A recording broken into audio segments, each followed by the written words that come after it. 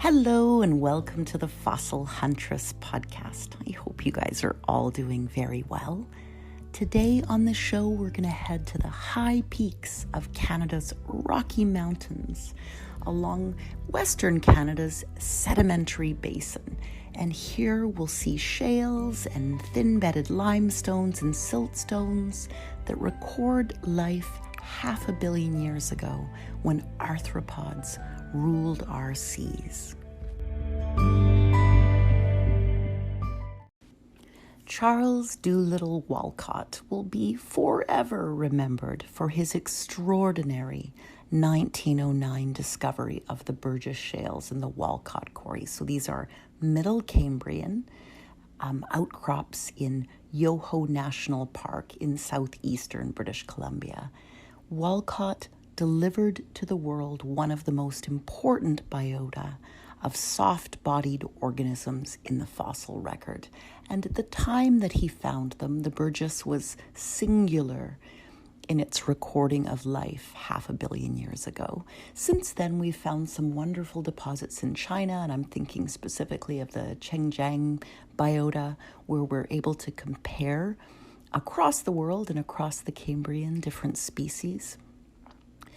But at Burgess Shale, the most interesting thing about this deposit is that 98% of the fossils found here, of the individuals, are soft-bodied organisms. And generally, the soft-bodied critters, the squishy ones on the ocean floor, do not get fossilized. They're grazed upon or they disintegrate. But in this one perfect moment, a reef slid down and buried, and I'm sorry for their lost little lives, but buried these beautiful soft-bodied creatures in one go at the base of an escarpment. So we see an entire community represented, and we also see the percentage of the different genera, so we can see what a community would have looked like back then. So there's algae and grazers and filter feeders and scavengers and active predators, all living in this community 500 million years ago. After making his discovery, Walcott wrote, "Nearly every fragment of shale found on the slopes from 2,000 to 2,600 feet above field, British Columbia, has fossils upon it. Not only fragments, but unusually entire specimens of trilobites." And it was for this reason that he returned the following year and every year thereafter. And as they say, is history. The sheer volume and level of preservation were unknown at that time in paleontology, and Walcott's material came from a single section on the west side of the ridge between Mount Wapta and Mount Field. And it was collected in the main quarry that we now refer to as the phyllopod beds, and a smaller little quarry that we refer to as Raymond, which is about 23 meters above. The Burgess Shale sections occur in the lower 2/3 of the Mount Stephen Formation. So this is the basal or lowest level of shales that abut against the steep face of the adjacent dolomite reef that we call the Cathedral Formation. And it's this Cathedral Formation, this Cathedral Escarpment, that would have slid down and created the wonderful preservation conditions that we needed to capture this snapshot back in time. For almost 70 years, we thought that the Burgess Shale was unique in its occurrence. And then in 1977, Canadian geologist Ian McIlwraith found that the Cathedral Escarpment, or the reef front, could be traced for about 20 kilometers southeast of Walcott's original find, and that the contact between the reef and these basal shales cropped out again on Mount Field and Mount Stephen, Mount Ottery, Park Mountain, and Curtis Peak. This was pretty exciting news. And Des Collins, who you may know from the Royal Ontario Museum, speculated that more localities of these soft-bodied fossils might be found in these basal shales near the contacts of a few other places like Aiken and along the lines of the Cathedral Escarpment. And he was quite right. So in the early 80s, so in 1981-82, Des organized some field work that led to the discovery of about a dozen new localities, and he published on those. If you're interested in the references and reading about them, I'll pop a link to the blog post, and if you scootle down to the bottom, you can find those papers and give them a read, and you'll hear the excitement in those publications. So the most promising of these new localities occurred in a large in situ block of pale gray siliceous shale about 1,500 meters southwest of the outcrop of the Cathedral Escarpment. So this is on the north shoulder of Mount Stephen. And it's about 5 kilometers almost directly south of what we now think of as the main Burgess Shale quarry. So the site was excavated by a Royal Ontario Museum party in the summer of 1983. And then they went back and did more field work through the mid 80s to about 1986, and we discovered many new species, including the arthropod Sancticaris. So that was described by Briggs and Collins, so Derek Briggs and Des Collins, in the late 80s, about 1988.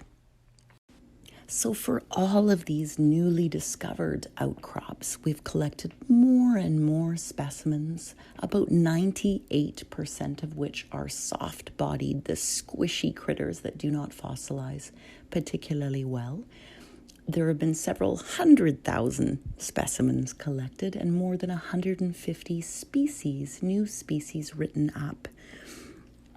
When we take a look at the spread of organisms and the spread of animals, we see the algae and we see the sponges and the arthropods, and we get to learn and gain an understanding of the biology, ecology, the diversity, and the evolution of Cambrian animals at a time when we were experiencing the Cambrian explosion. So it's a wonderful moment in time to be able to take a look through and see who's who and who was living in the zoo, and not just the sort of hard part mineralized centric Cambrian deposits we see that are primarily just the trilobites and the other shelly fossils that tend to fossilize quite well. So what have we learned from all of these outcrops and all of this collecting? What was going on back in our middle Cambrian seas? From the specimens we've gathered, both in terms of the number of species and number of specimens, animals make up the majority of the community. And we see a few species of green and red algae. We see some microbial colonies of these. And the most important groups by far are the molting animals with their jointed limbs, so the arthropods, and of course the porphyras, the sponges. Most other groups are represented by fewer specimens and fewer species, so it was really a time when the arthropods and arguably the sponges ruled our seas. One of the other ways to understand ecological structure is to take a look at how each kind of animal or organism made a living. How did they get by? What did they eat? What was their mechanism for moving or floating or capturing food? So in the Burgess Shale communities, we see a lot of benthic forms. So these are animals that lived in or near the seabed. And benthic, and you'll see this in the literature, benthic animals can be infaunal, which means living within the seafloor sediment, so they were kind of squished down in the mud, or epifaunal, which means they lived on the seafloor, but on the surface, so not sort of bedded down in it. And then we also see nectobenthic, which means that they swam close to the seafloor. So they were up in the water column, but not way up in the water column. They were mostly down along the seafloor. And then there's a few animals from the Burgess Shale that didn't interact with the seafloor at all. So these were folks living entirely in the water column, and we call these the pelagic animals. And these were little pelagic swimmers that swam around making a living up in the water column. Another way of looking at a community, particularly a marine community, so we've seen those who live or are around the bottom and those who are up, the pelagics up in the ocean, in the water columns. Another way to look at animals is their mobility. So the nectobenthic and the nectonic organisms were active swimmers, and the planktonic animals mostly drifted about passively rather than sort of actively swimming. And some of the infaunal and epifaunal benthics, so these are the folks living at the bottom or kind of smushed into the mud on the ocean surface. These were sessile, so they were fixed in one place, while others were mobile and able to move around. So some we see leaving trace fossils for us, so the little trilobites scooting along the ocean floor, filter feeding lovely little organisms from within those sediments. And we see their little marks on the seafloor, and occasionally we see these as trace fossils. So there was a whole host of ways of making a living. Some were swimming and predating, so preying on their other little community brethren. So it's a wonderful, wonderful way to view these communities.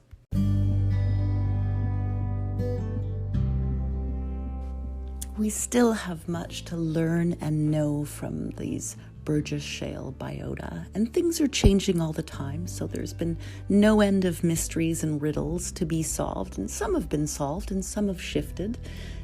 And how we designate and correlate our various units, particularly places like the Stephen Formation and the Burgess Shale Formation and the Cathedral Formation. There's been a lot of controversy that stems from the extensive faulting in the region, and where we've referred to things in one way, we've split them apart or put them back together. So the Stephen Formation is now restricted to what used to be known in the literature as the Thin Stephen Formation. And the Stephen Formation itself now includes the narrow and Waptuck members. So these were formerly referred to as the Thick Stephen Formation or the Basinal Stephen.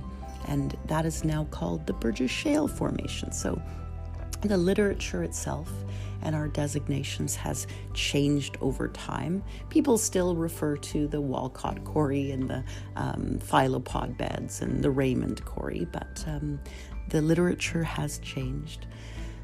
The Burgess Shale is now a UNESCO World Heritage Site, and you can go visit. You cannot collect there except with your camera and to make some rubbings of the fossils.